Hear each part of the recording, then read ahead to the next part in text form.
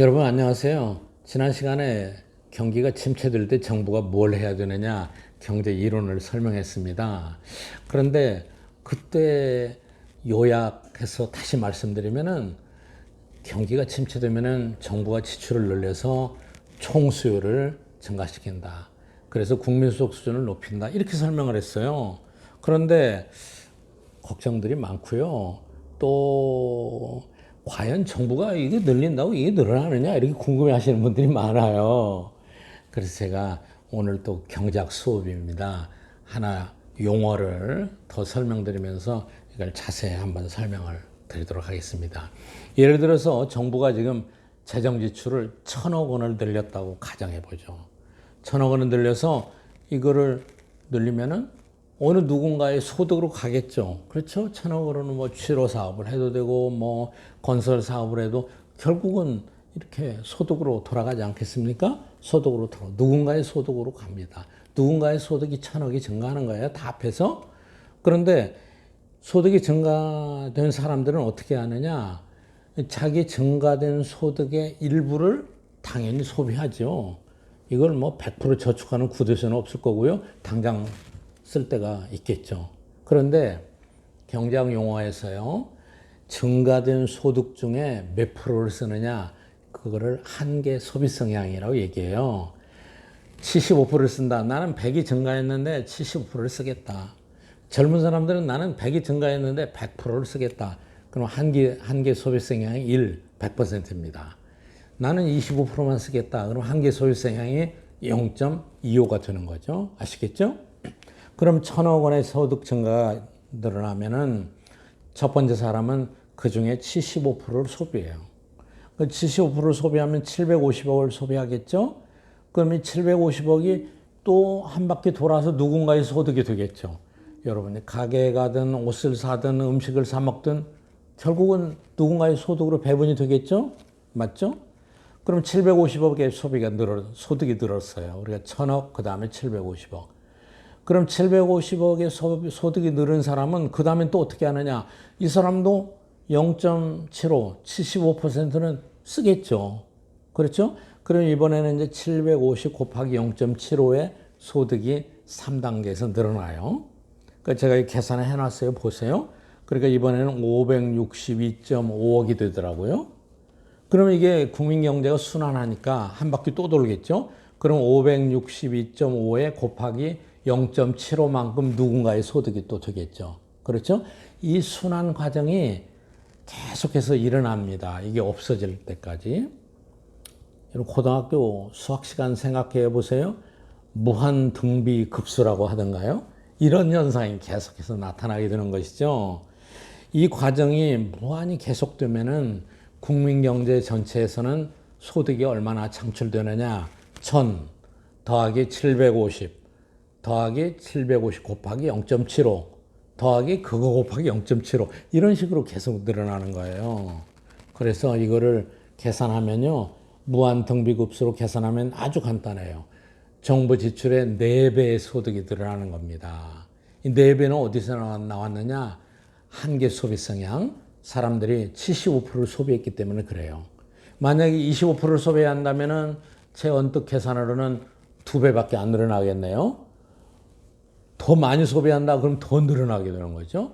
이렇게 가는 겁니다. 그래서 이 한계 소비 성향하고 연계된 만큼 몇 배수의 재정 지출의 효과가 소득에 나타나는 거예요. 이거를 경제학에서는요.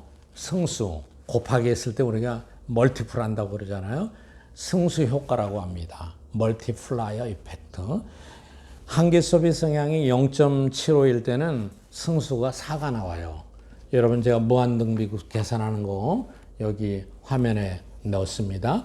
여기서 MPC는 한계 소비 성향이고 여러분이 한계 소비 성향만 넣으면은 정부 지출이 몇 배만큼 국민소득을 늘려주느냐를 바로 계산할 수가 있습니다.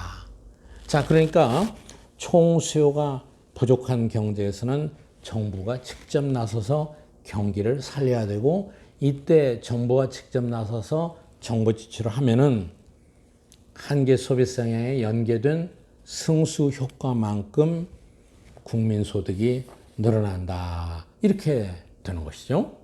자, 그런데 여러분 항상 이러면은 세상이 얼마나 좋겠어요?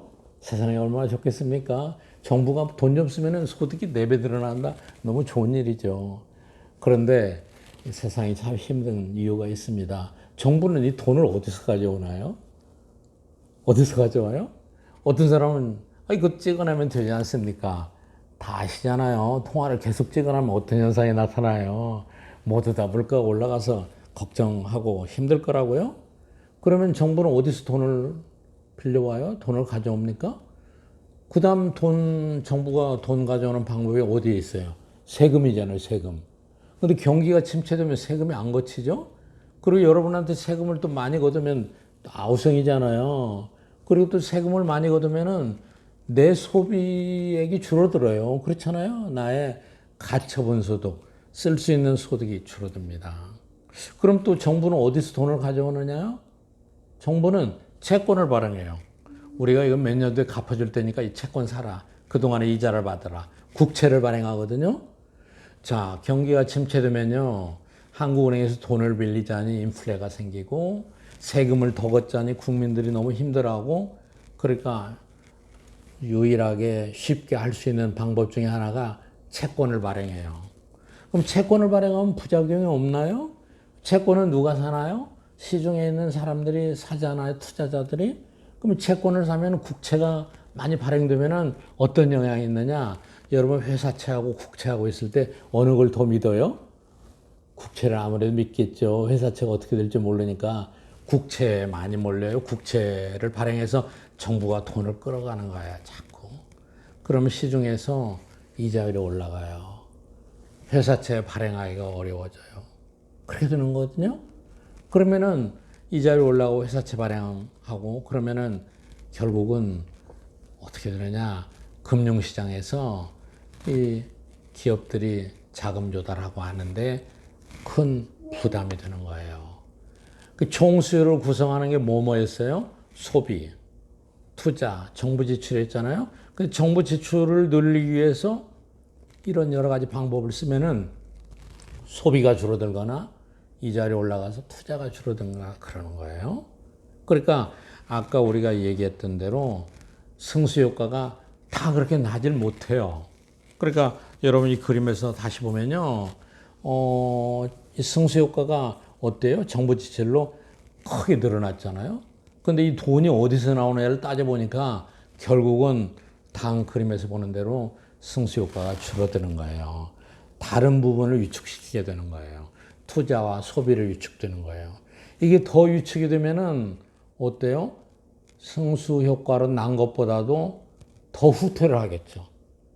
그렇죠? 효과보다 더 줄어들게 되는 거예요. 정부 지출이 별로 효과가 없는 거죠. 정부 지출로 승수 효과가 난 거를 또 이렇게 위축시키고 줄이게 되는 것을 우리가 뭐라고 얘기하냐? 구축 효과라고 얘기해요. 구축은 한자 말인데 몰아낸단 말이에요. 그 승수 효과를 일어난 거를 다 몰아내는 거예요. 자금 시장에서 어렵게 만들어요. 크라우딩 아웃 시키는 거예요. 그러니까 제가 승수 효과 처음 얘기했을 때는 여러분들 기분이 좋았을지 모르겠는데 이렇게 얘기하니까 이제 어때요? 정부가 할 수 있는 역할이 상당히 제한적입니다. 승수 효과가 실제로는 그렇게 크게 나타나지 않을 수도 있는 거고 길게 가면 길게 갈수록 승수 효과보다도 구축 효과가 더 커질 수도 있는 거예요. 요즘 여러분 세금 때문에 아우성이잖아요. 의료보험 뭐 다 이러잖아요. 그게 이제 사람들의 가처분 소득이 줄어드는 거거든요.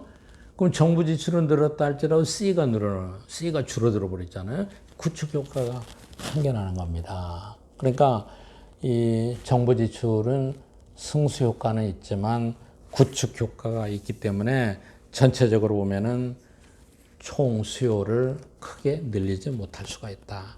그래서 재정 지출로 소득을 늘리는 것은 한계가 있습니다. 또 장기간 그 효과가 지속되지 못하는 경우가 많습니다.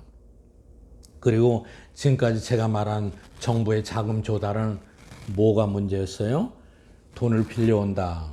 정부 부채가 늘어나죠. 채권을 발행한다. 정부 부채잖아요. 세수는 뭐 500조인데 지출은 600조다. 그럼 정부 재정 적자잖아요. 그거 어떻게 돼요? 정부라고 돈을 안 갚나요? 결국은 갚아야 되잖아요. 그래 정부 지출을 과다하게 늘리고 이게 오래 끌면은 정부 부채가 엄청 기하급수적으로 늘어나게 됩니다. 정부 부채가 늘어나면 어떻게 되느냐? 여러분 잘 아시잖아요. 우리 IMF 외환위기에 어떻게 당했습니까? 정부 부채가 늘어나면은 정부의 신용 등급이 떨어져요. 회사가 마찬가지입니다. 그래서 정부가 해외 나가서 달러 채권을 발행하려면 신용 등급이 나빠져요. 그럼 한국 정부가 안 산다. 이자율이 굉장히 올라가요. 한때 뭐 그리스 이런데 신용 등급이 나빴을 때는요. 그리스 정부의 국채 이자율이 45%였어요. 그래도 안 사가는 거예요. 그럼 외화 조달을 못하니까 외환 위기가 우리 왔던 거 아닙니까? 정부도 부채가 늘어나는 거죠. 그러니까 정리해 본다면은 경기가 침체되면은 정부가 적극 나가서 재정 지출을 늘리고 승수 효과를 통해서 단기간에 경기를 부양시킬 수 있다. 그러나 이게 길어지면 길어질수록 정부는 자금 조달을 많이 해야 되고 재정 적자가 생겨나고 이렇게 되면은 소비, 투자 여러 군데 부담이 돼서 승수 효과가 줄어든다. 구축 효과가 나타난다. 또 이게 더 오래 가면은 정부 부채 과다로 더 큰 어려움에 빠질 수도 있다. 이런 경제학 이론을 여러분이 잘 인식하시기 바랍니다. 다음 시간에 이게 이제 우리나라 현실하고 어떻게 연계되느냐 하는 것들을 여러분과 같이 살펴보도록 하겠습니다. 감사합니다.